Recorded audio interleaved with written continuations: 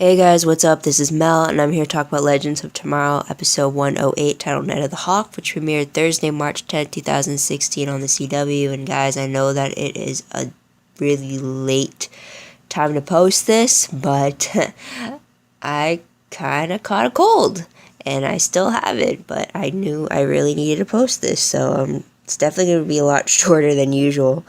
But reminder, I have not read any of the comics, so all my thoughts, theories, and predictions are based off of what I see on the screen, both for here, Arrow, and The Flash, so I'll keep that in mind. But let's start the 10-minute clock, and let's begin. I'll also be a challenge and hope that I don't cough. So, what is something new that we learned in this episode? So in this episode, we are in New Harmony in 1958. So this time, we are actually going to a time where the team, or where Vandal Savage hasn't met the team yet. So it was 1975, then 1986, then 2046, and now we're jumping all the way back to 1958. So that was interesting in itself. And they arrive with the discovery that there are people missing in town. So some undercover work is done with people from our team going in the place of one of where those missing people were. So Ray and Kendra pose as a married couple, and they move into the home of one of the missing teachers, I believe it was. And it just so happens that their neighbor is Vandal Savage and his wife. We have Professor Stein and Sarah posing as doctor and nurse respectively, because one of the missing people was a doctor at some asylum. Turns out Vandal Savage works there. He has a special wing meant for research, restricted research, I should say, and Vandal Savage is under the name Dr. Knox. And then we have Jax posing as a high school student, because there was a few missing teens that they're trying to find. Just so happens he gets close to one of the girlfriends of one of those missing teens. So there's that. And then we could Rip Hunter and Captain Cold posing as cops or FBI agents, which was kind of funny. And they're trying to work the whole disappearance angle and stuff like that. So figure out why Vandal Savage is in town, and it looks like he's dealing with experiments with a fallen meteor rock in hopes of recreating what Kendra and Carter became, Hawkgirl and Hawkman. Doesn't really go like that, creepily enough. But once that's all situated, at the very end, we get Kronos attacking the Wave Rider, which leaves Rip, Professor Stein, Jax, and Captain Cold having to take off in the Wave Rider as Kronos is attacking them inside, therefore leaving Ray, Kendra, and Sarah behind in 1958. That's how the episode ends. So what was the most shocking moment of the episode? The fact that Ray and Kendra and Sarah were left behind. I didn't expect that. That's gotta suck for sure. So top 3 favorite moments. The first one has to be Sarah and Nurse Carlisle, and the little budding moments we got to see with them. Although it makes no sense why anyone of the team would form relations outside of those people from the team, because they're just going to leave them behind when they time jump again. What I really liked with this is that Sarah acknowledged the fact that Nurse Carlisle was the first person she ever felt anything for since she was resurrected.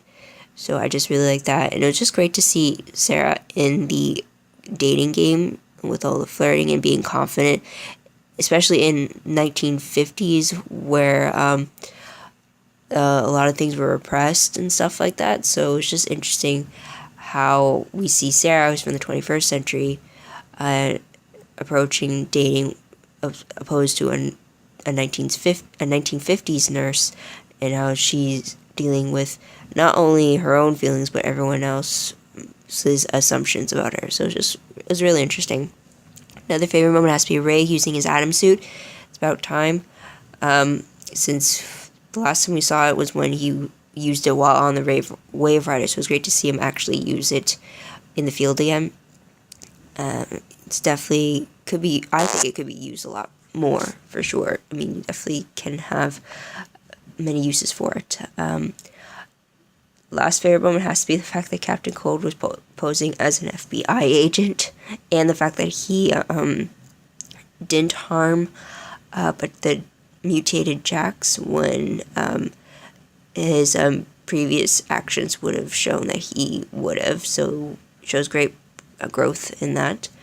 And moving on to top 3 Pete moments, the fact that Kendra wanted to take down Vandal Savage alone. I don't mind, like, girl power and all that, but the fact that they've tried and failed to do that before, it pisses me off that she thought that she can do it again by herself when she failed previously. And I mean, didn't Carter die the last time she tried to do it on her own? So it's like, didn't you learn from your mistakes already? Why would you risk that? And with a team willing to help you, why wouldn't you take that opportunity against a guy who's already killed you, 207 times already in the past? So it's like, use your head, right? And then also the fact that what I didn't understand was why, since we saw Ray use the Atom suit, I don't get why he wasn't just shrunken down while she was confronting Vandal Savage in the office, and then why couldn't Ray just grow back to his normal size in the Atom suit at the right moment to help restrain Vandal so that Kendra could have the chance to stab him with the knife. It's just, especially with someone with a shrinking suit like Ray, I see no reason why she should have taken Vandal on her own when Ray could have easily been positioned in the perfect place to help her out. So that's just it for my peeves. What moment will I remember most when I look back on this episode? The fact that Jax was mutated into a hawk creature thing because he was injected with the meteor rock liquid that was taken from it, and that just freaked the hell out of me. I mean, I don't know what it is with me. Like, for certain creatures, I can handle it. I'm even fascinated by the way they look and everything. But then there's other creatures that, like, totally freak me out. I think it has to do with the fact that when you actually see a physical transformation from, like, the character being transformed into this creature before your very eyes, that mainly freaks me out, I think. Because when we see Jax returning back to normal and his features from being creature going to human, that kind of creeped me out. And yet if I see like close-ups of pieces changing, then I'm not as freaked out. I don't know, it's weird. I have a weird reaction to it, and I don't know why. But there's that. You can't really forget the fact that he got mutated, which is So random questions. First one. Since we travel back to 1958 to a time where Vandal Savage hadn't encountered the team yet, does that mean this encounter would affect all the other encounters they had with him in 1975 and 1986? Kind of like a ripple effect. Because we saw that the 1975 encounter was brought up in the 1986 encounter. So I'm wondering if now they went back to 1958, if those other two encounters changed at all, or if he just went in, or if now he just remembers it differently. I have no clue. Time travel really confuses me, especially with this, but if you guys have an idea about it, let me know.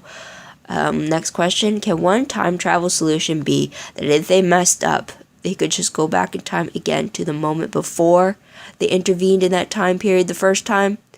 I mean, it's something that was brought up repeatedly in the TV show Charmed, especially season 6, 7, and 8. They always brought the notion that if someone was time traveling and you brought them back to the very moment before they learned about time travel, then you could either hold off on the force that revealed the time travel, or it resets everything for the person who is about to experience it all.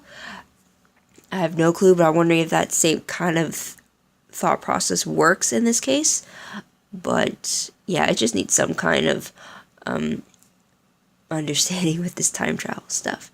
Moving on to predictions very quickly. Based off the promo for episode 109, which isn't returning until March 31st, it looks like we see Ray, Kendra, and Sarah dealing with being stuck in 1958. And then meanwhile, the rest of the team deals with Cronus attacking them on the Wave Rider. So, two different situations, and we'll get to see how that all plays out. And that is everything. So what did you guys think of the episode? Was there anything you picked up on or that you liked about it specifically? Let me know in the comments below. I'd love to hear about it. Also, don't forget to like this video, subscribe to my channel, and check out my other videos if you haven't done so already. Also, if you want more information, promos, sneak peeks, synopses, GIFs, quotes, anything like that, check out my Tumblr page. Links for those down below, both for this episode specifically and for all the tags related to the Arrowverse, as they call it. Yep.